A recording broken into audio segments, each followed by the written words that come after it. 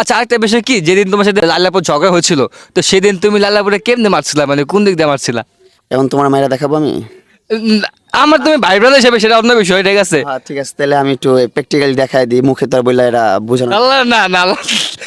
মামনে কিন্তু আগে ওটা চিকন নেই, এখন কিন্তু স্বাস্থ্য হয়ে গেছে। এখন যদি আমার একটা মামনে মারতে যেতে তাহলে কিন্তু আবার লাগে যাবে গা। মানে যাই হোক, ও হচ্ছে বেদরগঞ্জের ভাই ব্রাদার। আসসালামু আলাইকুম ইব্রান, কি অবস্থা সবার? আশা করি সবাই ভালো আছেন।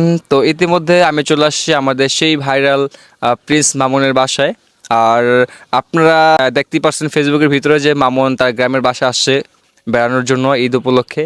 তো যাই হোক, আজকে আমরা আসছি তার বাসায়, তার সাথে কিছু কথা বলবো, একটু আড্ডা দেবো, দেখি কি বলে আমাদের সেই প্রিন্স মামুন। তো কি অবস্থা প্রিন্স মামুন, কি খবর তোমার? আলহামদুলিল্লাহ ভাই, কি অবস্থা আপনার, কেমন আছেন? এই তো আছি মোটামুটি, আলহামদুলিল্লাহ বেশ ভালো আছি। তো কি খবর, আসছো কবে বাসায়? আসছি অনেকদিন হয়েছে। অনেকদিন বলতে কতদিন? এইটা কি আর গুনে রাখছি কতদিন হয়েছে? অনেকদিন হয়েছে আসছি। 3-4 দিন হবে। ঈদের আগে আসছি। ঈদের আগে না? বাবা মার সাথে ঈদ করলাম একসাথে, তারপরে যে কাজকর্ম করলাম গ্রামে, অনেক কাজ আজ হইতেছে এখনো নিচে। সুপার স্টার জিপসাম কোম্পানির কাছ থেকে হচ্ছে আমরা জিপসাম করাইতেছি নিচে, বাসা ফুল বাসা ডেকোরেশন করতেছি আমার আম্মুর জন্য।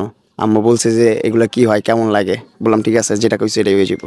আর দেখলাম তো তোমার রুমের ভিতরে তুমি কাজ কোজ করে দেছো। তো কি অবস্থা এখন, তোমার দিনকাল পরিস্থিতি কেমন যাচ্ছে? এই তো আলহামদুলিল্লাহ ভালো। ভালো সত্যি? হুম, একদম পাংখা। আচ্ছা, আমরা ফেসবুকের নিউজ ফিডে যেগুলো দেখতে পারতেছি বর্তমানে এখন যে অবস্থাতে, এগুলো কি আসলেই বাস্তব নাকি? কোনটা, ব্রেকআপ জিনিসটা? হ্যাঁ। এটা এটা তো অবশ্যই আসল, নকল হলে তো আমরা এটা সোশ্যাল মিডিয়াতে বলার কিছু ছিল না। যেহেতু প্রশ্ন করছে মানুষ, একসাথে কন্টেন্ট করি না, একসাথে থাকি না, একসাথে কথাবার্তা হয় না, তো প্রশ্ন করছে, প্রশ্নের প্রসঙ্গে আসছে এটা, তো এটাই বাস্তব। তো এখন কি, আগে তো আমরা তো লাইলা আপুকে বলতাম, ঠিক আছে ভাবি, মানে মামুনের ওয়াইফ হিসেবে ভাবি বলতাম, কি আমরা কি লাইলা আপুকে আপু বলবো নাকি ভাবি বলবো? অবশ্যই আবু বলবা, আমার তো বিবাহিত বউ না যে তোমরা ভাই বলবা। আমার বিবাহিত বউ হইলে তোমরা ভাই বলতা। তাই? আচ্ছা, এখন তোমার প্ল্যান কি, এখন তোমার ভবিষ্যৎ প্ল্যান কি, মানে এখন কি করতেছো তুমি সামনে? এখন আর কি আগের মতো কন্টেন্ট করব, আর যদি কোনো বিজনেসের আইডিয়া আসে মাথায় তখন বিজনেস শুরু করব, দেন এভাবেই চলবে আর কি, এভাবেই শুরু হবে লাইফ যাত্রা আবার নতুন করে। আচ্ছা। আচ্ছা, এখন তোমার এরকম চিন্তা ভাবনা আছে যে তুমি এখন, আগে তো ঢাকাতে থাকতা, এখন তুমি দেশে থাকবা নাকি ঢাকাতে মানে কন্টিনিউ থাকবা, এরকম বিষয়?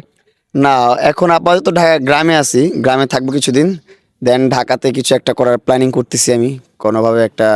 আমার বাবার অনেক জমি আছে, ঢাকাতে আছে, গ্রামে আছে, কিছু একটা বিক্রি করে হচ্ছে যে ওইখানে আগে হচ্ছে একটা ফ্ল্যাট কিনে ফেলবো, বা অথবা কোনো একটা স্পেস নিয়ে নিব, ওইখানে আস্তে আস্তে জমি নিয়ে রাখবো, আস্তে আস্তে পরে যখন আমার টাকা হবে, যখন আমি কামাই করতে পারবো, অনেক টাকা হয়ে যাবে, তখন আমার নিজের অর্থে মনে করেন আমি নিজে একটা বাড়ি করে ফেলবো, শেষ। যাক আলহামদুলিল্লাহ। আচ্ছা মামুন, আরেকটা বিষয় হচ্ছে যে অনেকে বলে, ঠিক আছে, যে মামুন এতদিন লালার সাথে ছিল, তারপর নাকি লালা টাকা চলাফেরা করছে, লালা টাকা বাড়ি বাড়ি করছে, এই বিষয়ে এগুলো কেন বলে, এগুলো তুমি কিরকম মাইন্ডে নাও?